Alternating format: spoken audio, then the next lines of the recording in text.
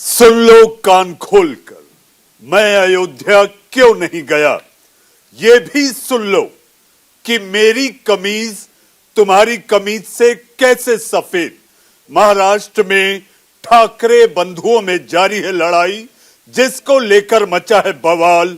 तो मैं लेकर आया हूं इंडिया का सवाल। नमस्कार, मैं हूं मनीष अवस्थी, हाजिर हूं आपका अपना पसंदीदा डिबेट शो इंडिया का सवाल लेकर। आज बात करेंगे महाराष्ट्र की राजनीति के बारे में।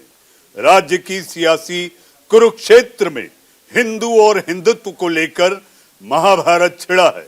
इसी कड़ी में राज ठाकरे ने अपने भाई और महाराष्ट्र के मुख्यमंत्री उद्धव ठाकरे पर पुणे में खुली चुनौती दे डाली।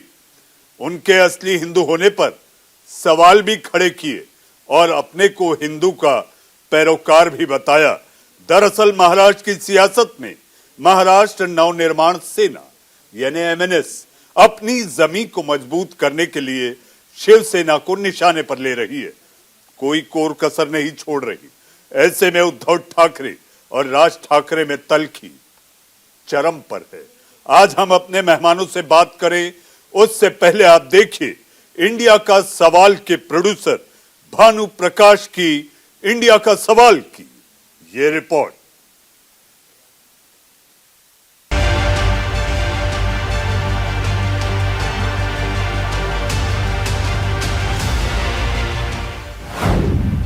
महाराष्ट्र में राज ठाकरे वर्सेस ठाकरे, भाइयों की लड़ाई असली हिंदू पर आई। महाराष्ट्र नवनिर्माण सेना के प्रमुख राज ठाकरे ने बीजेपी के गढ़ पुणे में एक विशाल रैली को संबोधित किया।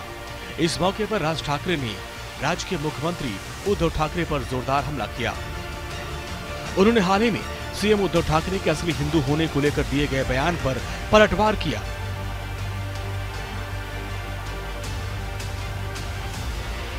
राज ठाकरे ने कहा कि सीएम उद्धव का यह बयान बेहद बचकाना है। राज ने कहा कि उद्धव पूछते हैं कि असली हिंदू कौन। इस पर मुझे हंसी आती है और साथ ही ये पूछने का मन करता है कि आपकी कमीज ज्यादा सफेद या फिर मेरी। हिंदू आहोत आम्ही ना। हिंदुत्व टोपीत नसतं, डोक्यात असतं।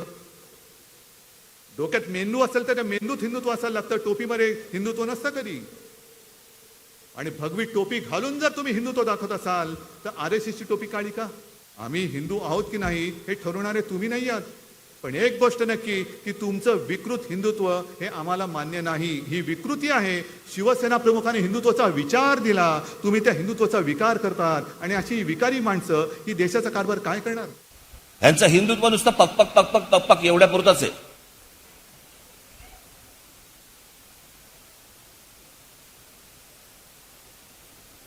याला दुसऱ्या गोष्टी नकोयत।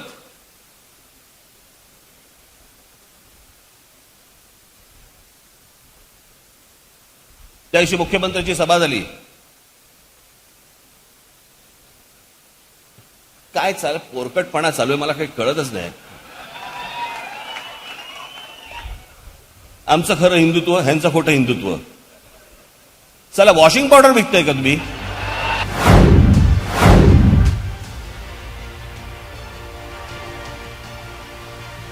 दरअसल उद्धव ठाकरे के बयान से पहले ही दोनों भाइयों में तल्खी बढ़ी है। इसकी शुरुआत गिरगांव चौपाटी स्थित एक रैली के बाद हुई। इस महारैली में महाराष्ट्र नवनिर्माण सेना के प्रमुख राज ठाकरे का अंदाज़े बयान इसकी तस्दीक करता है। राज ठाकरे ने एमएनएस कार्यकर्ताओं के हाथ में भगवा रंग के झंडे के बीच राष्ट्रवाद, हिंदूवादी और राष्ट्रवादी पार्टी के विकल्प के रूप में अपने आप को पेश किया। राज ठाकरे इतने पर नहीं रुके, उन्होंने अपने आप को शिवसेना के संस्थापक बाला साहेब ठाकरे के उत्तराधिकारी के तौर पर भी पेश करते हुए बेहद गर्मजोशी से शिवसेना पर हमला बोला और कहा कि हिंदुत्व के मसले पर वो कंप्रोमाइज नहीं कर सकते। उन्होंने उद्धव ठाकरे को खुली चुनौती दी और कहा कि ईंट का जवाब पत्थर से देने के बजाय वो तलवार का जवाब तलवार से देंगे। गिरगांव से औरंगाबाद तक पहुंची हिंदुत्व की लड़ाई। राज ठाकरे का उद्धव से मनमुटाव काफी पुराना है। महाराष्ट्र के महाविकास अघाड़ी की सरकार बनने के बाद से ही एमएनएस प्रमुख की उद्धव ठाकरे से दूरियां बढ़ती गई। राज ने अपनी जमीन मजबूत करने के लिए शिवसेना पर हमला बोला और हिंदुत्व के एजेंडे को हथियाने की कोशिश की। लिहाजा उन्होंने महाराष्ट्र के औरंगाबाद के संभाजीनगर में विशाल जनसभा की। महाराष्ट्र विधानसभा चुनाव के बाद से शांत राज ठाकरे अचानक मस्जिदों से लाउडस्पीकर हटाने का मुद्दा लेकर शिवसेना सरकार को 3 मई तक का अल्टीमेटम दिया था। राज ठाकरे ने शिवसेना के हिंदुत्व को लपकने की कोशिश की है। इसके बाद से राजनीतिक गलियारों में चर्चा शुरू हो गई कि वो बाला साहब ठाकरे के रास्ते पर चलकर हिंदुत्व का एजेंडा लेकर आगे बढ़ रहे हैं। दरअसल करीब 3 दशक पहले राज ठाकरे के चाचा बाला साहेब ठाकरे ने औरंगाबाद से ही हिंदुत्व का कार्ड खेला था और मराठवाड़ा इलाके में अपनी पैठ बना ली। पुणे में भी राज ठाकरे ने खेला हिंदुत्व का कार्ड। इसके पहले गिरगांव चौपाटी, फिर औरंगाबाद और अब पुणे में राज ठाकरे ने हिंदुत्व के एजेंडे को जिस तरीके से भुनाया और उद्धव ठाकरे पर हमला बोला, इससे साफ है कि महाराष्ट्र में महाराष्ट्र नवनिर्माण सेना प्रमुख अपने हिंदुत्व के एजेंडे को और मजबूती से आगे बढ़ाने में लगे हैं। उन्होंने अयोध्या में श्री राम लला के दर्शन से लेकर कॉमन सिविल कोड तक का मुद्दा उठाकर अपने भविष्य के राजनीति के बारे में बड़ा संदेश दिया था। Bureau report, news India. ईंट का जवाब पत्थर से नहीं, तलवार का जवाब तलवार से, यानी दोनों भाइयों के बीच तलवार खिंच चुकी है। हमारे साथ इसी पर चर्चा और बहस करने के लिए मेहमानों का पैनल है, सियासी मेहमान है। हमारे साथ बीजेपी की प्रवक्ता ममता काले हमारे साथ है। ममता जी, आपका बहुत बहुत स्वागत है। हमारे साथ महिमा सिंह प्रवक्ता कांग्रेस हमारे साथ है। महिमा जी, आपका भी बहुत बहुत स्वागत। हमारे साथ योगेश खैरे प्रवक्ता एमएनएस, आपका खूब स्वागत योगेश जी। हमारे साथ सलमान हाशमी नेता शिवसेना, आपका भी स्वागत। और शब्बीर अहमद विद्रोही साहब एनसीपी के वरिष्ठ नेता हमारे साथ है। शब्बीर साहब, आपका भी बहुत बहुत स्वागत। जी हाँ, सबसे पहले मैं एमएनएस प्रवक्ता योगेश खैरे के पास चलना चाहूंगा। योगेश जी, राज ठाकरे का सीधा सीधा निशाना उद्धव ठाकरे रहे। हालांकि तंज उन्होंने नवनीत राणा और एनसीपी नेता शरद पवार पर भी कसे, लेकिन सीधे तौर पर अगर निशाने पे किसी को लिया तो वो कोई और नहीं, उनके अपने भाई और महाराष्ट्र के मुख्यमंत्री शिवसेना के सर्वे सर्वा उद्धव ठाकरे। किसकी कमीज ज्यादा सफेद? ये पहली बात तो एक है कि ये ना भाई भाई की लड़ाई का कोई संबंध नहीं है। ये दो पार्टी, जो उनकी पार्टी अलग है, हमारी पार्टी अलग है। और जिस तरह से बाला साहब ठाकरे के विचार थे हिंदुत्व के, उन विचारों पर अभी शिवसेना चलती नहीं दिख रही है पूरे देश को। अभी वो जो लाउड स्पीकर का इश्यू आया था मस्जिदों के ऊपर के, उन्होंने उसमें वो सरकार में है जो बाला साहब ठाकरे की बरसों से भूमिका रही थी कि मेरी सरकार जब महाराष्ट्र में आएगी तब मस्जिदों के ऊपर के लाउड स्पीकर मैं नीचे उतारूंगा। उनकी सरकार है, वो कुछ नहीं कर रहे हैं। वो जो औरंगाबाद का नामांतर है, औरंगाबाद का नेम चेंज है संभाजीनगर, वो बाला साहब की भूमिका थी। ये भूमिका वो सरकार में है, वो कर सकते हैं लेकिन कर नहीं रहे हैं। वो मुंबई में अभी 10-12 करोड़ का उन्होंने एक टेंडर निकाला है उर्दू भवन ये करने के लिए। ये अजान की स्पर्धा लेंगे, ये बाला साहब ठाकरे का उल्लेख जनाब बाला साहब ठाकरे करेंगे। आप बताइए मुझे कि शिवसेना अभी बाला साहब ठाकरे के जो विचार थे हिंदुत्व के, उन विचारों पर रही नहीं ना। तो और वो बोल रहे हैं कि उनको बार बार ये क्यों बोलना पड़ रहा है कि हमारा हिंदुत्व असली है, हमारा हिंदुत्व असली है। ये बार बार क्यों बोलना पड़ रहा है? क्योंकि लोग उनके हिंदुत्व पे सवाल उठा रहे हैं अभी, और लोग दूसरी तरफ ये कह रहे हैं कि राज ठाकरे साहब ने हिंदुत्व का विचार आगे ले जा रहे हैं। तो लोग ये बात कर रहे हैं, लेकिन वो ये बात उन्हें क्यों बताई जा रही है, बतानी पड़ रही है कि हमारा हिंदुत्व असली है, हमारा हिंदुत्व असली है। अगर रहेगा तो लोग बोलेंगे ना आपका हिंदुत्व असली है या नकली है। आप क्यों बार बार ये बोल रहे हैं? जी, बार बार सियासत में जताना पड़ता है, क्योंकि सियासत ऐसी चीज होती है योगेश जी कि उसको लपकने में कोई भी सियासत मौका नहीं छोड़ती। सियासी दल मौके का फायदा उठाने के लिए जिस तरह से आपने हिंदुत्व को लपका है, में रहती नहीं, जो बात एक्चुअल में रहती नहीं, और उस पर जब सवाल उठने शुरू हो जाते हैं तब ये बताना पड़ता है कि मेरा असली है, मेरा असली है, मेरी सफेद। योगेश जी, मेरी हमारे कमीज साथ सफेद। सलमान हाशमी शिवसेना के प्रवक्ता हैं। सलमान जी, हिंदुत्व को जय महाराष्ट्र कर दिया आपने। देखिए, सबसे पहले तो मैं आप सभी को नमस्कार करता हूं और मैं ये बताना चाहूंगा कि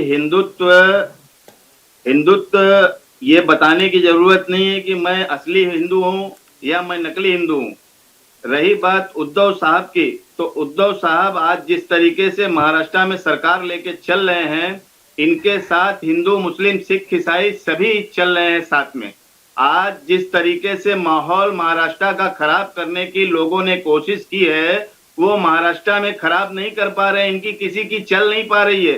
तो ये चिल्लम पुकारी करेंगे, कभी मस्जिद के भोंगा उतारने की बातें करेंगे, तो कहीं कुछ और बातें करेंगे। इनको शिक्षा, सुप्रीम कोर्ट के डायरेक्शन से उस बारे में या महंगाई के ऊपर कोई बातें नहीं हो रही है। आज के डेट में जो हो रहा है सिर्फ हिंदू और मुस्लिम और कुछ नहीं हो रहा है। क्योंकि जिस तरीके से हमारे आदरणीय बाला साहब ठाकरे जी ने मस्जिदों को FSI देके डबल महले का मस्जिदें बनाई, जो है बनवाने का ऑर्डर महानगर पालिका से पास करा के दिया था, वो बाला साहब ठाकरे जी थे, जो आज मस्जिद महाराष्ट्र के अंदर तरीके से चल रहे हैं। और महाराष्ट्र के अंदर सुप्रीम कोर्ट का जो ऑर्डर है, उसके माध्यम से लोग अपने मस्जिदों के अंदर माइक और सिस्टम लगा के चल रहे हैं, फिर भी इन लोगों के कान बज रहे हैं और आज हिंदू, मुस्लिम और हनुमान चालीसा के ऊपर यही सभी चीजें कर रहे हैं। इनका दाल गलने वाला नहीं है, कितना भी कोशिश कर ले, इनका दाल गलने वाला नहीं है।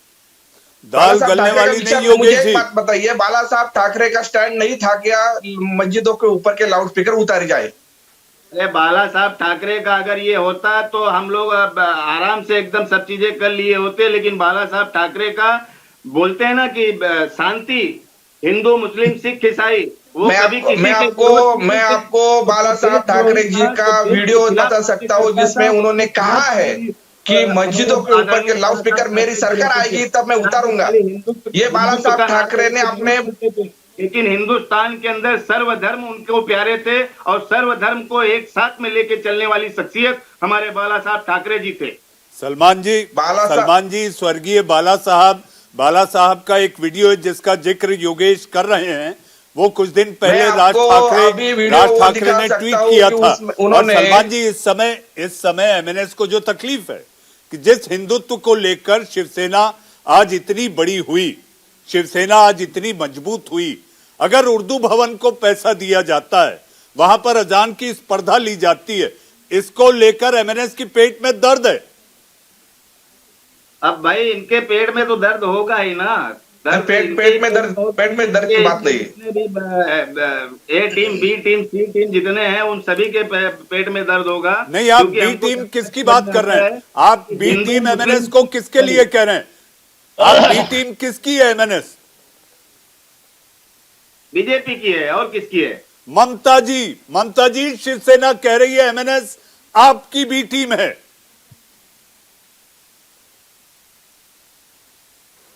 मनीष जी, बहुत बहुत धन्यवाद। शिरोमणि संत कबीरदास जी के इस दोहे से आरंभ करूंगी, क्योंकि जो शब्द अभी बोले गए हैं शिवसेना के प्रवक्ता के द्वारा कि मूर्ख को समझावते ज्ञान गांठिका जाए, मूर्ख को समझावते ज्ञान गांठिका जाए, कोयला होए न उजला चाहे 100 मन साबुन लगाए। तो ये वही वाली बात है, जो व्यक्ति अज्ञानी है उसको आप कितना भी कुछ भी सही चीजें समझा लो, वो नहीं समझेंगे। ममता जी, और उसको समझाते समझाते जो ज्ञानवान है उसका भी ज्ञान चला जाता है। ममता जी, आपने साबुन का जिक्र कर पुणे में राज ठाकरे ने वॉशिंग पाउडर का जिक्र किया, आपने साबुन का जिक्र कर दिया। मुझे ऐसा लगता है धुलाई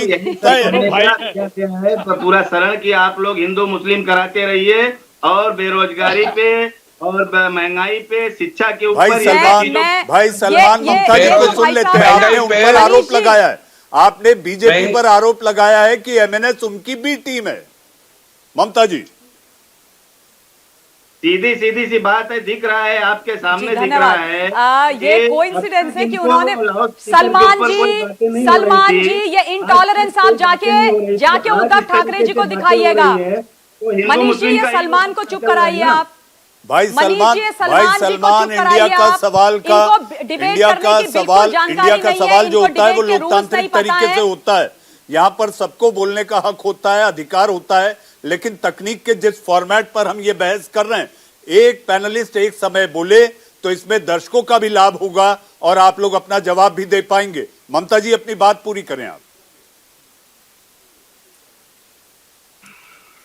धन्यवाद। तो कबीरदास जी का दोहा आप लोगों ने सुनी लिया है और आपको पता है कि मेरा कहीं पे निगाहें और कहीं पे निशाने नहीं है। मैंने तीर जो है बिल्कुल सही निशाने पे लगाया है। ये दोहा जिनको समर्पित है उनको समझ आ ही गया होगा। अब मैं दो चार चीजें अवश्य बोलना चाहूंगी। जिस प्रकार से सत्ता और कुर्सी के लालच में आज शिवसेना ने अपनी जो आइडियोलॉजी थी और परम श्रद्धेय परम आदरणीय बाला साहब ठाकरे जी की जो आइडियोलॉजी थी उसको दरकिनार कर दिया है। उसको केवल महाराष्ट्र नहीं पूरा विश्व आज देख रहा है और उसके ऊपर प्रश्न चिन्ह भी लगा रहा है। हिंदुत्व की आइडियोलॉजी को लेकर के अपनी राजनीति को आरंभ करने वाले, खुद को शिव सैनिक कहने वाले, छत्रपति शिवाजी महाराज के वंशज कहने वालों की आज आप स्थिति देखिए कि येन केन प्रकारेण कुछ भी हो जाए, बस सत्ता में बैठ के रहना है, तुष्टिकरण की राजनीति करनी है। अभी एमएनएस के जो मेरे भाई ने बातें बोली हैं वो 16 आने सच बोली है मनीष जी, उन्होंने फैक्ट बेस्ड बातें बोली हैं। अभी आप देखिए इनके तत्वाधान में क्या हो रहा है। औरंगाबाद में औरंगजेब की मजार है, उसमें जाकर के दूसरी पार्टी वाले वहां पर पुष्प अर्पित कर रहे हैं, लेकिन सरकार चुपचाप बैठी हुई है। क्या परम आदरणीय बाला साहब ठाकरे जी नहीं चाहते थे कि उस मजार को हटा दिया जाए? और अगर इन लोगों को इतना हिंदुत्व से प्रेम है, सनातन धर्म से प्रेम है, तो क्या कर रही है उस क्रूर आक्रांता औरंगजेब की मजार औरंगाबाद के अंदर, जिसने इतनी बेदर्दी, बेरहमी, क्रूरता के साथ संभाजी महाराज को मारा था। ये खुद को छत्रपति शिवाजी महाराज का वंशज बुलाते हैं। भूल गए आप संभाजी महाराज जी के साथ क्या किया था? भूल गए आप लोग। और बिल्कुल सही बात है, ये जो लाउड स्पीकर का जो मसला है, पहले तो मैं एक बात साफ कर देना चाहती हूं भाई, आप एक चीज अपने दिमाग में बिठा लीजिए। एमएनएस वाले क्या कहते हैं, एमवीए वाले और शिवसेना वाले, ये हिंदू मुस्लिम का मसला है ही नहीं। इसको धर्म के आधार पर बांटने की हिमाकत मत कीजिए। लाउड स्पीकर का मसला साउंड पोल्यूशन का मसला है, जिसमें आदरणीय सुप्रीम कोर्ट ने 2005 और उच्च न्यायालय ने भी अपना साफ साफ जजमेंट दिया हुआ है कि साउंड पोल्यूशन है, बकायदा डेसिबल्स भी डिसाइडेड है, निर्धारित है। लेकिन उसके बावजूद नोटिस नहीं दिया जाता मस्जिदों को, वहां से लाउड स्पीकर नहीं हटाए जाते, बल्कि एक साउंड पोल्यूशन के मसले को हिंदू मुस्लिम का मसला बना देते हैं ये। और उसके बाद अगर कोई पार्लियामेंटेरियन हनुमान चालीसा पढ़ने का आह्वान करती हैं तो उन पर 124A लगा करके, राजद्रोह लगा करके आप अंदर बंद कर देते हैं। मातोश्री के सामने अगर कोई हनुमान चालीसा पढ़ता है तो कौन सा जलजला आ गया? बाला साहब ठाकरे जी का भी तो वो घर है, मेरा मान अभिमान सम्मान है बाला साहब ठाकरे जी। जहां तक आपने मातोश्री का जिक्र किया है, आपने अपनी शुरुआत कबीर के दोहे से की और आपने आरंभ की बात की, लेकिन जिस तरह से बात आगे बढ़ रही है मुझे ऐसा लगता है ये आरंभ के साथ प्रचंड होती दिखाई दे रही है। आपने जिक्र किया हनुमान चालीसा का, आपने जिक्र किया मातोश्री का। राज ठाकरे नवनीत राणा को लेकर तल्ख दिखाई दिए। उन्होंने कहा मातोश्री कोई मस्जिद है जहां पर सामने जाकर बैठकर हनुमान चालीसा पढ़ रहे हैं। तो मुझे ऐसा लगता है आपके विचारों में बहुत कुछ समानता तो दिखाई देती है एमएनएस और आपके बीच में, लेकिन आपने जो कहा है सियासत वाले इसका अलग मतलब निकालेंगे। Loud and clear, loud speaker को लेकर आपने बात की, लेकिन जब आप अपनी बात रख रही थी तो विरोधी पक्ष जरूर कहेगा कि लाउड एंड क्लियर है। एमएनएस और बीजेपी को आपने देख लिया, सुन लिया। हमारे साथ शब्बीर अहमद विद्रोही साहब है। महिमा जी आपके पास आ रहा हूं। शब्बीर साहब, जिस तरह से बात की जाए, राज ठाकरे ने पवार साहब को भी नहीं छोड़ा और आपको याद होगा संभाजी नगर जो कि औरंगाबाद है मराठवाड़ा का, वहां पर जब उन्होंने रैली की थी तो पवार साहब को खूब निशाने पर लिया था। आज थोड़े सॉफ्ट दिखाई दिए। विद्रोही साहब आज वो कहते हैं बारिश का मौसम है लेकिन चुनाव नहीं है, तो मैं बारिश में भाषण क्यों करूं, इसलिए मैं हॉल में कर रहा हूं। यह सीधा पवार साहब पर निशाना था। सोलापुर की मीटिंग का कोल्हापुर में जो मीटिंग हुई थी, उस मीटिंग में जो गीला हुए थे साहब, और उसके तरफ निशाना था। पहले मैं आपके दर्शकों का अभिवादन करूं और हमारे साथ जो पैनलिस्ट बैठे हैं उनका भी अभिनंदन करते हुए मैं अपनी बात को करूं। अभी आपके सामने आपने ही उस बात को साबित कर दिया। देखिए, मैं एक बार बहुत पहले भी कहा था कि पाकिट मार उसी के पीछे दौड़ता है जिसके पाकिट में रकम होती है। तो ये नेता उन्हीं को निशाना बनाने का काम करेंगे जिनके साथ में जनता होती है, क्योंकि ये तो खाली खाली लोग हैं, इनके पॉकेट में तो कुछ है नहीं। एक एमएलए है, एक भी कारपोरेटर नहीं है, कुछ नहीं है, तो ये बैसाखियों का सहारा लेंगे। अभी आपने ही इन चीजों को भी देख लिया कि आपके ममता जी ने जो शब्दों को रखा, उन्होंने अपने आप को जो है वो उन्होंने क्या कह दिया, ये साबुन कह दिए। अब आप ही सोच लीजिए, दोनों में सोडा है, दोनों में अगर कास्टिक सोडा ना हो तो न सर्फ बनेगा न साबुन बनेगा। यानी इनके अंदर अंदर कहीं ना कहीं वो एकता है जो एकता साबुन और सर्फ के बीच में आती है। अभी उन्होंने कबीरदास का दोहा कहा, कबीरदास के दोहे के साथ मैं आपको निदा फाजली का एक दोहा सुना देना चाहता हूं। निदा फाजली ने क्या कहा था कि नक्शा लेके हाथ में बच्चा परेशान, दीमक कैसे चाट रहा प्यारा हिंदुस्तान। आज की स्थिति में इस भारत को सांप्रदायिकता और इस तरीके से हिंदू मुस्लिम की जो बातें की जा रही हैं, भारत के विकास को चाट रही हैं, भारत के विकास को बर्बाद कर रही हैं। हमारे ममता जी बोल रही थी और मैं सुन रहा था, मेरे एक दो बातें उन्होंने कहा। आप ये बता दीजिए, सुप्रीम कोर्ट ने मस्जिद से लाउडस्पीकर उतारने का आदेश दिया है, उसने तमाम लाउडस्पीकर के लिए एक डीसीएम तय किया है कि इस आवाज के बीच में बात होनी चाहिए, चाहे वो मंदिर हो, मस्जिद हो, गिरजा है, गुरुद्वारा हो या आपके शादी उदी के कार्यक्रम हो। उसने लाउडस्पीकर उतारने की बात नहीं कहा है, उसने सिर्फ एक दिया है कि इतनी आवाज में, इतनी डीसीएम में हमारी बात होनी चाहिए। अगर सुप्रीम कोर्ट का आपको आदर करना है तो हम इस बात को करेंगे। तीसरी बात, आपसे एक बात कहें, आपने कहा कि आजकल सफेद धुलाई से कपड़े नहीं हो रहे हैं, आजकल सफेदी जो है लाइट से किए जा रहे हैं। लंबे चौड़े अगर फोकस मार दिए जाए तो कपड़े चमक रहे हैं, और वो फोकस मारने का काम हमारे देश की मीडिया कर रही है, जिसके ऊपर चाप के फोकस मार दे रही है वो उभर जा रहे हैं। और इसीलिए इंडिया का सवाल नहीं कर रहा है शब्बीर साहब, विद्रोही साहब, इंडिया के सवाल में किसी पर फोकस नहीं है, फोकस महज जनता पर है कि जनता को हम सही जानकारी। अवस्थी जी, हर देखिए एक बात बताएं, हर फूल खुशबूदार नहीं होता, हर दोस्त वफादार नहीं होता, हर पत्थर चमकदार नहीं होता। कुछ मीडिया हैं जो भारत की हर चीजों को लेकर के चल रहे हैं और चला रहे हैं, लेकिन चमका भी रहे हैं जो उनके तरफ इशारा है। आप क्यों अपने तरफ ले रहे हैं? आप भी तो कभी कभी इशारा मार देते हैं, लेकिन हम अपने तरफ नहीं लेते, हम समझ जाते हैं कि आपका इशारा किधर है। मेरा विद्रोही साहब, मेरा इशारा आप समझ नहीं पाए, और पवार साहब पे जो तंज किया उसका आपने जवाब नहीं दिया। इसलिए किया, सुनिए, क्योंकि वो चुनाव के मौसम में बारिश में भीग करके भाषण दिए थे और उसी पर उन्होंने इशारा किया। विद्रोही साहब, हमारे बीच कांग्रेस की प्रवक्ता भी हैं जो कि आपकी सरकार में साझा एक पार्टी है, हमारे साथ नेता महिमा सिंह हैं। महिमा जी, आवाज आ रही है आपको? जी बिल्कुल आ रही है जी। महिमा जी, बाला साहब की महिमा को भुनाने के लिए उत्तराधिकारी का दावा राज ठाकरे ने ठोक दिया है। आपकी तिपैया सरकार है महाराष्ट्र में, ऐसे में कहीं ना कहीं वोटों के बंटवारे को लेकर ही ये जंग चल रही है जिस पर राज ठाकरे लपकना चाहते हैं। मनीष जी, देखिए, दावों की कहानी तो ऐसी है कि इस देश में बहुत से दावे होते हैं, कोर्ट्स के अंदर बहुत से दावे होते हैं, लेकिन फिर एनसीआरबी का जो कन्विक्शन रेट का आंकड़ा सामने आता है, वहां पता चल जाता है कि कौन से दावे में कितना दम था। तो इसलिए दावे तो लोग करेंगे, लेकिन जो जनता है वो जनार्दन है और बहुत समझदार है, और इस देश के अंदर सियासत की कसौटी, इस देश के अंदर विकास की कसौटी जनता के हाथ तय होती है। तो इसलिए दावे ठोकना कोई बड़ी बात नहीं है। लेकिन चिंता का विषय क्या है कि जब भाजपा के प्रवक्ता बात करते हैं और बोलते हैं कि विश्व आज देख रहा है बाला साहब ठाकरे की विचारधारा के ऊपर जो आघात हो रहा है उसके बारे में, तो हमें दुख इस बात का होता है कि विश्व आज देख रहा है भारत में बढ़ती महंगाई को, 300 रुपए बिकते नींबू को।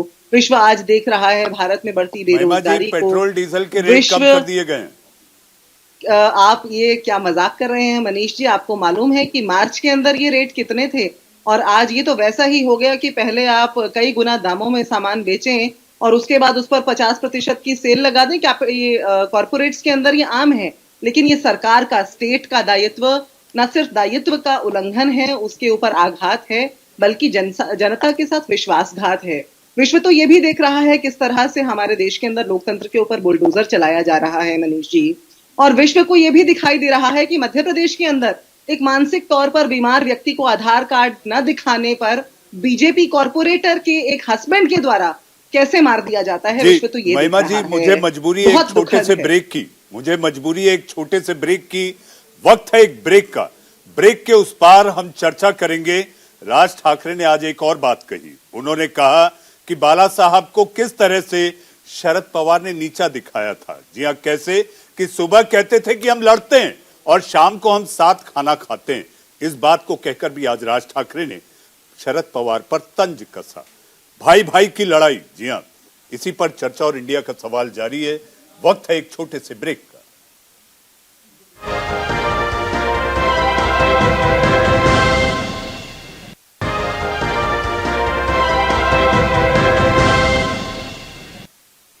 इंडिया का सवाल में ब्रेक के बाद आपका फिर एक बार स्वागत है। इससे पहले कि हम अपने मेहमानों की ओर बढ़ें, इस वक्त पांचजन्य के मीडिया कॉन्क्लेव में उत्तर प्रदेश के मुख्यमंत्री योगी आदित्यनाथ वर्चुअली संबोधित कर रहे हैं। आइए सुनाते हैं क्या कहते हैं।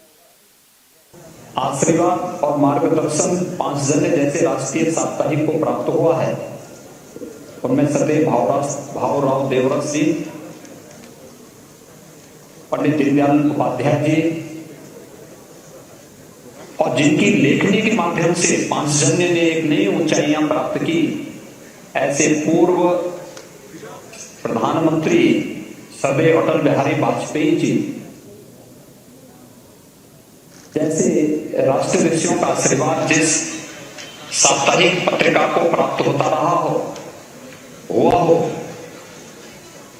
उसका जीवन यशस्वी होगा, इसमें कोई संदेह होना ही नहीं चाहिए। पांचजन्य से मेरा परिचय बहुत पुराना है। विद्यार्थी परिषद के कार्यकाल के दौरान ही हम लोगों ने अपने विद्यार्थी जीवन में ही पांचजन्य की इस साप्ताहिक पत्रिका को पढ़ने, राम जन्मभूमि आंदोलन में इसमें जो आलेख प्रकाशित होते थे, उस आलेख को वितरण करने, उसकी फोटोकॉपी उपलब्ध करवाने, अधिक से अधिक लोगों तक वो पहुंच सके, इसके बारे में उस कालखंड में हम लोग कार्य करते थे। विपरीत परिस्थितियों में कैसे कार्य करना है, यह जज्बा भी पांचजन्य ने हम सबके सामने प्रस्तुत किया है। और मैं तो धन्यवाद दूंगा इस बात को लेकर के कि मीडिया जगत की आंखों को खोलने वाला है कि जब एक उपभोग थी कि उत्तर प्रदेश में क्या होगा 2022 के विधानसभा चुनाव में, पांचजन्य उस समय अपने विशेषांक निकाल करके ताल ठोक करके कह रहा था कि सरकार फिर से आएगी, हम एक मेजोरिटी के साथ आएगी, और एक पुख्ता विश्वास के साथ इस अभियान के साथ जोड़ करके पांचजन्य ने साबित किया कि उसके लिए राष्ट्रीय सर्वोपरि है और वह उन सभी मुद्दों को उठाएगा जो देश हित में होगा, देश के 135 करोड़ लोगों के हित में होगा। और मुझे लगता है कि किसी भी राष्ट्रभक्त का दायित्व होता है, वो जीवन के अलग अलग क्षेत्र में काम कर सकता है, क्योंकि हम सब इस बात को जानते हैं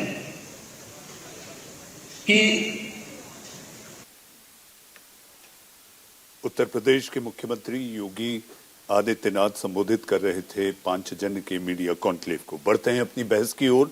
हमारे साथ सारे मेहमान, हमारे साथ बीजेपी की प्रवक्ता ममता काले, हमारे साथ एनसीपी के नेता शब्बीर अहमद विद्रोही साहब, हमारे साथ सलमान हाशमी शिवसेना के नेता प्रवक्ता, योगेश खैरे प्रवक्ता एमएनएस, और महिमा सिंह कांग्रेस की नेता हमारे साथ हैं। जी हाँ, योगेश, जो उद्धव ठाकरे को दी कि बाला साहब का सही उत्तराधिकारी कोई और नहीं, मैं हूं। अभी औरंगाबाद का जो नामांतर है वो भूमिका बाला साहब ठाकरे की भी थी और उसको बार बार माननीय राज साहब उठा रहे हैं। और ये सरकार जो महाराष्ट्र में सरकार है वो नामांतर कर सकती है, लेकिन इतने साल बोलने के बाद भी ये नामांतर नहीं हो रहा है, तो आज राज ठाकरे साहब ने फिर वो अपील माननीय प्रधानमंत्री जी से की कि अगर ये नहीं कर रहे तो आप तो कीजिए। और ये बात अगर महाराष्ट्र सरकार में नहीं हो रही है, जो उनका काम है, जो कर सकते, जो बाला साहब की भूमिका थी, अगर नहीं कर रहे तो उन्होंने फिर प्रधानमंत्री से की कि आप ये कर दीजिए। जी, आप ये कर दीजिए। उद्धव ठाकरे नहीं कर रहे, क्यों नहीं कर रहे? सलमान हाशमी संभाजी नगर हो जाना चाहिए। बाला साहब ने 3 दशक पहले जब पार्टी की शुरुआत की थी तो संभाजी नगर, जो कि उनके दिल के बहुत करीब रहा है हमेशा, तब संभाजी नगर को लेकर बाला साहब की जो अस्मिता रही है, उसको लेकर उद्धव ठाकरे को क्या परेशानी है? देखिए, आप सभी को मैं बताना चाहूंगा कि शिवसेना इतिहास रचेगा, शिवसेना इतिहास रचेगा, हिंदू मुस्लिम सिख ईसाई साथ चलेगा। रही बात नाम चेंज करने की, तो मैं जहां तक समझता हूं कि अभी केंद्र में बीजेपी सरकार है और कई राज्यों में बीजेपी सरकार है। आज जिस तरीके से नामकरण रखने की और नामे चेंज करने की जो विधि चल रही है, जैसे कि उत्तर प्रदेश में देख लो या कहीं भी अदर देश में देख लो, अपने राज्यों में देख लो, तो सिर्फ नामकरण चेंज करके मतलब इससे विकास नहीं होने वाला है और इससे रोजगार नहीं मिलने वाला है लोगों को, ना ही इससे शिक्षा मिलने वाला है। इसका मतलब है आप बाला साहब ठाकरे की भूमिका नहीं मानते? चीजें होनी चाहिए। हमें तो नहीं लगता है कि इसे नामकरण चेंज करने से लोगों की उपलब्धियां होगी और लोगों को अच्छाई होगा, लोगों को अब विकास होगा। जी, इसका मतलब है आप बाला साहब ठाकरे जी की भूमिका मानते नहीं है, उस भूमिका से आप मुकर गए। ये करना चाहिए। और रही बात जी, ममता जी आ रहा हूँ, ममता जी आ रहा हूँ। ठाकरे जी ने कभी भी इस तरीके का विचार नहीं रखा कि जाके नामकरण चेंज किया जाए और इससे लोगों का भला हो। लोगों का भला तब आप जानकारी लीजिए, जानकारी लीजिए, आप जानकारी लीजिए। मैं अभी आपको एक वीडियो दिखा सकता हूँ जिसमें बाला साहब ठाकरे जी ने कहा था कि औरंगाबाद का नामांतर संभाजीनगर होना चाहिए। आप जानकारी लीजिए। बाला साहब, स्वर्गीय बाला साहब ठाकरे ने ये कहा था, उनकी बहुत सालों से भूमिका थी कि औरंगाबाद का नामांतर संभाजीनगर होना चाहिए। फिर आप ये कैसे कह सकते हैं?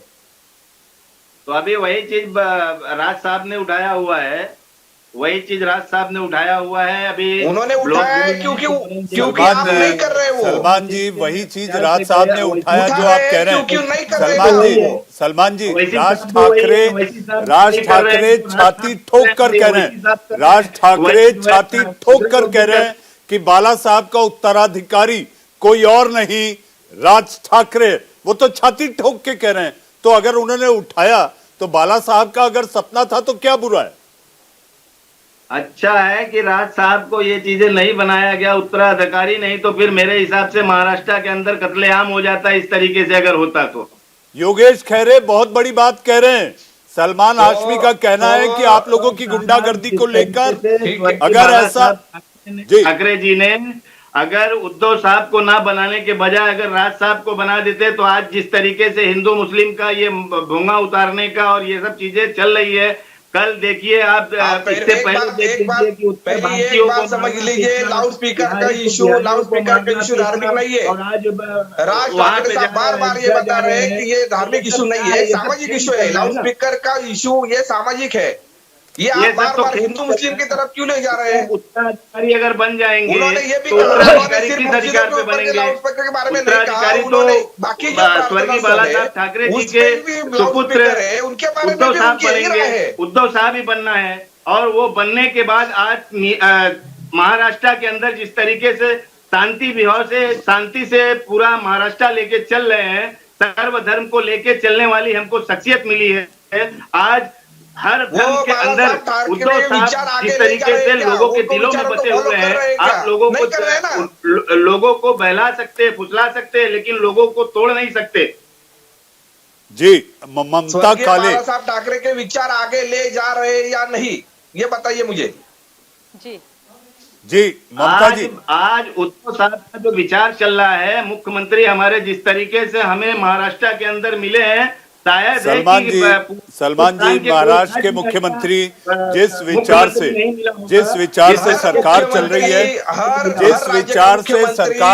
है, एमएनएस का मानना है कि आपने विचारधारा का त्याग कर दिया। स्वर्गीय बाला साहब ठाकरे की विचारधारा का आपने त्याग किया, इसलिए अब हम उनके उत्तराधिकारी हैं और उनकी सोच और उनकी कल्पनाओं को साकार करने में, उनके सपनों को पूरा करने में हम कसर नहीं छोड़ेंगे, यही राज ठाकरे ने कहा। हमारे साथ ममता जी हैं, बीजेपी की नेता प्रवक्ता। ममता जी, राज ठाकरे बाला साहब के पद चिन्हों पर चल रहे हैं, एक एक कदम आगे बढ़ रहे हैं। उन्होंने प्रधानमंत्री से 2-3 बातें कही है। एक बात कि संभाजी नगर नाम कर दीजिए, जो कि मुझे लगता है आप लोगों को कोई आपत्ति नहीं होगी, और दूसरी यूसीसी को लेकर बात की है, समान नागरिक कायदा। मुद्दे आप ही के हैं, बोल राज ठाकरे रहे।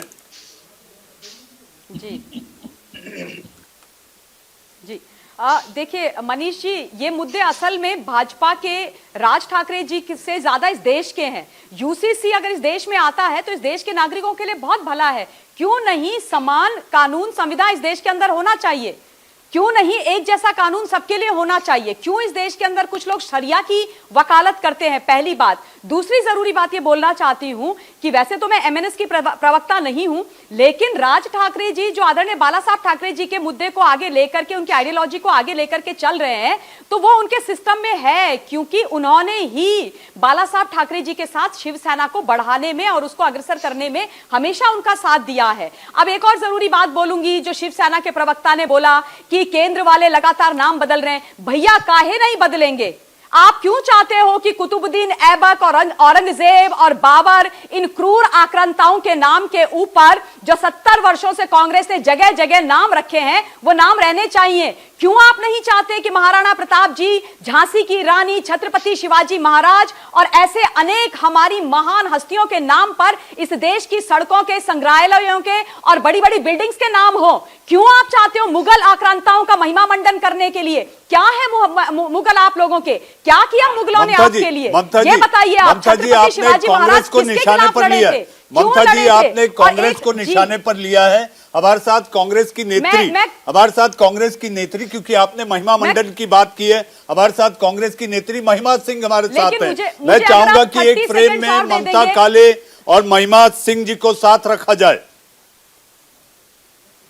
जी ममता जी, बात पूरी करें। जी, तो ये जो जिस तरीके का यहाँ पर खेल चलता रहा है, इस देश के इतिहास को बर्बाद करने का, विध्वंसित करने का, उसका समापन तो होना चाहिए। जो हिस्टोरिक इनकरेक्ट, जो गलतियां हमसे हुई हैं, जो ब्लंडर्स हुए हैं, उनको करेक्ट करना बिल्कुल चाहिए। और दूसरी जरूरी बात मैं बोल देना चाहती हूँ कि अभी भी बाज नहीं आ रहे हैं। राहुल गांधी आज भी यूके में बैठ करके इस देश की जड़ खोद रहे हैं, इस देश की बुराई कर रहे हैं। देखिए, एक बात साफ होती है, जब आप इस देश के लॉ मेकर होते हैं, पार्लियामेंटेरियन, और आप विदेश में जाकर के भारत को रिप्रेजेंट कर रहे हैं, तो आपको इस देश की सरकार, देश के प्रधानमंत्री और देश के खिलाफ नहीं बोलना चाहिए। ये राजधर्म होता है। ये आपने बोला है, देश की आजादी की लड़ाई के समय में ये आरएसएस वालों ने बोला है, आपने बोला है। अरे एक चीज और सुन लीजिए, आप शांत हो जाइए। सुनिए, महाराष्ट्र के अंदर उद्धव ठाकरे जी को बोला दारू के अंदर जो टैक्स है उसको कम ना करें, डीजल पेट्रोल पर टैक्स कम करें। मैं आपको एक और बात बता देना चाहती हूं कि कांग्रेस की जो शासित जितने भी राज्य हैं, उन्होंने जो है ना एक जुमला, एक लॉलीपॉप दे दिया है, थोड़ा सा कम करके उसको छोड़ दिया। अगर मैं आप लोगों को फैक्ट बताऊं तो आपको बता दूं कि मुंबई के अंदर पहले 120 रुपया 51 पैसा था, कल तक जो पेट्रोल का प्राइस था, घटा करके इन्होंने 111 रुपया 35 पैसा किया है। और यूपी के अंदर पहले था 105 रुपया 66 पैसा और घटा करके वो 97 रुपीज एंड 18 पैसा हो गया है। इसे कहते हैं गुड गवर्नेंस। नोएडा क्या कहते हैं, और नोएडा के अंदर 97 रुपीज हुआ है और पहले ये 105 रुपीज था। उसके अलावा एक और चीज सुन लीजिए, जयपुर की भी सुन लीजिए। जयपुर में 118 था, अब 108 हुआ है। उत्तर प्रदेश और हरियाणा दोनों से अभी भी घटाने के बाद भी कम है। तो आप किसको मतलब बेवकूफ बना रहे हैं? आपको क्या लगता है भारतवर्ष की जनता को अक्ल नहीं है? भारतवर्ष की जनता को डेटा समझ में नहीं आता है? भारतवर्ष की जनता समझती नहीं है, पता नहीं है। ममता काले को आपने सुना, आपके तुष्टीकरण और महिमा मंडन के कारण ये सारे विवाद और बखेड़े खड़े हुए हैं। हास्यास्पद है मनीष जी, जब भाजपा के नुमाइंदों को ये लगता है कि नरेंद्र मोदी विदेश में जाते हैं तो वो और वहां से पेगासस ले आते हैं और उसकी कहानी खोलने बैठूंगी तो अगले चंद घंटे जाएंगे कि किस तरह से पेगासस इस देश में आया। तो जब वो जाते हैं तो वो देश का विकास करते हैं और यदि हस्तक्षेप न प्रधानमंत्री नहीं लगते नरेंद्र मोदी जी, आपके प्रधानमंत्री नहीं लगते नरेंद्र मोदी जी, ये भाजपा के नेता आपके प्रधानमंत्री नहीं है। आपने क्या भारतवर्ष की नागरिकता त्याग दी मोहतरमा, आपने भारतवर्ष की नागरिकता त्याग दी है क्या? आपने क्या किसी और देश की नागरिकता ले ली है क्या? ये सच्चा चरित्र है जी के कहने पर कहीं और की नागरिकता ले ली है क्या? दूसरे जब बोल रहे थे मोहतरमा की बारी में, प्रधानमंत्री नहीं है मनीष जी इन्हें चुप कराइए। मनीष जी, ममता जी, मनीष जी, ममता जी, भाजपा को चुप ममता कराइए। जी, शासन नहीं ममता जी, करता ममता जी, भाजपा की ममता जी, ममता जी, नहीं, ममता जी, आप ममता जी, बोलिए ना। ममता जी, ममता जी, ममता जी, आग्रह है, निवेदन है, चूंकि हम जिस तकनीक क्या के वो आपके फॉर्मेट पर कर रहे हैं, क्या ये तकनीक के मोहतरमा जिस देश- फॉर्मेट मनीष पर ये जी, बहस ये कर रहे दोहरी हैं, नीति है भाजपा की। महिमा सिंह की बारी है, नहीं, थोड़ा नहीं, उन्हें सुन ये तो लीजिए, ये दोहरी मैं नीति है आपको भाजपा की, ये आपको तो रिबटल का दोहरी मौका नीति है दूंगा। क्वेश्चन है। ममता ये जी, राहुल गांधी I will वहाँ पर give you, क्योंकि I will मैं give you a बैठे time मोदी for जी के rebuttal. देश को I will give you बढ़िया time है। for देश rebuttal. विरोध में ममता खड़े हो जी, जाते हैं। I will give you time for rebuttal. महिमा जी अपनी बात रखें। बात की जाएगी मैडम। मनीष जी, भाजपा की ये बौखलाहट कि अपनी बारी में तो चाहते हैं सब चुप रहें, ये सरकार में आ जाए तो ये तानाशाही चलाएं, लेकिन दूसरे लोग यदि बोलने लगे, सच का खुलासा यदि होने लगे तो मध्य प्रदेश में खामोश, नहीं दिया जाएगा हस्तक्षेप मैडम। नहीं, मोहतरमा 70 हस्तक्षेप साल आप लोगों ने बहुत झूठ हस्तक्षेप चलाया है। नहीं। मनीष जी, ममता जी, ममता जी, ये किस ममता तरह जी, का अनुशासन? ममता जी, मनीष जी, ममता जी, ये शुरू में ममता बात जी, कर रही देश थी, के खिलाफ ममता जी, ममता जी, ममता जी, ममता जी, आप रिबटल करिएगा, आप रिबटल करिएगा, आप रिबटल करिएगा। इंडिया का सवाल में इस समय जो टीवी स्क्रीन पर है, नारी शक्ति की वाकपटुता, आप दोनों यहाँ पर हैं, अपनी अपनी बातें रख रही हैं, अपने पार्टी का पक्ष रख रही हैं। महिमा जी अपनी बात करें, ममता जी मैं आपको रिबटल का मौका दूंगा। महिमा जी अपनी बात पूरी करें। काश आईना खुद देख लेती भाजपा तो उसे पता चल जाता कि इनकी असलियत क्या है। लेकिन खैर मनीष जी, राहुल गांधी जाकर के यदि बात करते हैं और ग्लोबलाइजेशन करते हैं, उसमें पार्टिसिपेट करते हैं, तो भाजपा के लोग बहुत चतुराई से आकर बोलते हैं जड़ खोदने गए हैं। लेकिन जब 85,000 करोड़ के जहाजों में और गाड़ियों में देश के प्रधानमंत्री घूमते हैं तो इन लोगों के ऊपर चुप्पी लग जाती है। खैर मैं अपनी बात पर वापस आती हूँ मनीष जी। बात आप कर रहे थे और बात यहाँ हो रही है और बहुत देर से मैं देख रही हूँ देश के मुद्दों को लेकर के बात हो रही है। देश के आज जो मुद्दे हैं, महंगाई, बेरोजगारी, जैसा मैंने पहले भी कहा, उनके ऊपर से ध्यान हटाने के लिए बहुत आसानी से ये इस तरह की चीजें, ये राज ठाकरे जैसा कार्यक्रम की शुरुआत में किसी ने कहा कि बी टीम, अब देखिए उसका तो उसकी सफाई इस डिबेट के ऊपर मिल गई लोगों को कि बी टीम, क्योंकि देखिए एक ही सिक्के के दो पहलू की तरह बातें कर रहे हैं एमएनएस के प्रवक्ता और भाजपा की प्रवक्ता। तो इसलिए मनीष जी मैं अपनी बात को यही बोलकर के विराम दूंगी कि जनता बहुत समझदार है, वो मुद्दों को जानती है। कांग्रेस ने क्या किया वो जानती है। यदि इतिहास को इस तरह से बदलने लगते तो जब मुगल देश के अंदर आए थे तो जितने हिंदू उस समय थे उनका सफाया कर देते। महिमा जी हमारे साथ पैनल पर एनसीपी के भी नेता हैं, उन्हें भी मुझे मौका देना है। लेकिन ममता जी मैंने आपसे वादा किया था रिबटल का मौका दूंगा, लेकिन छोटे से में छोटा रिबटल। जी धन्यवाद। देखिए ऐसा है कि ये जो बातें बोल रहे हैं कि राहुल गांधी जी जब ऐसा बोलते हैं वैसा बोलते हैं, मैडम आपको याद दिला देना चाहती हूँ, फैक्ट्स है कि 2008 में राहुल गांधी जब कुछ भी नहीं थे, ना देश के प्रधानमंत्री थे, ना विदेश मंत्री थे, ना रक्षा मंत्री थे, तब उन्होंने एक एमओयू साइन कर दिया था चीन की लेफ्ट पार्टी के साथ और भारतवर्ष का हमारा भविष्य गिरवी रख दिया था। 2017 में जब हम डोकलाम कर रहे थे तब राहुल गांधी चोरी छुपे चीन के एम्बेसडर्स के जांच से जाकर के मिल गए थे। और 2011 में जो नया ताजा कार्ति चिदम्बरम की पोल खुली है, 263 चीनी नागरिकों को 50-50 लाख रुपए लेकर के जब आपकी सरकार थी तब वीजा दिया था। I am running short of time and we are not discussing about Rahul Gandhi at all. Ideas for India को लेकर कल हमने इस पर बहस कर ली है। ममता जी हमारे साथ शब्बीर अहमद विद्रोही साहब हैं। ब्रेक के बाद मैंने कहा था उस मुद्दे पर चर्चा करेंगे। शब्बीर अहमद विद्रोही साहब, मेरा सवाल आपसे, राज ठाकरे ने कहा है कि शरद पवार ने बाला साहब की क्रेडिबिलिटी, विश्वसनीयता पर भी चोट पहुंचाई है। शरद पवार पार्टी नेता, आपके अध्यक्ष पार्टी के, उन्होंने चोट पहुंचाई है ये कहकर कि हम दुनिया को दिखाने के लिए सुबह तो लड़ते थे लेकिन शाम साथ खाना खाते थे। ऐसी बात नहीं है।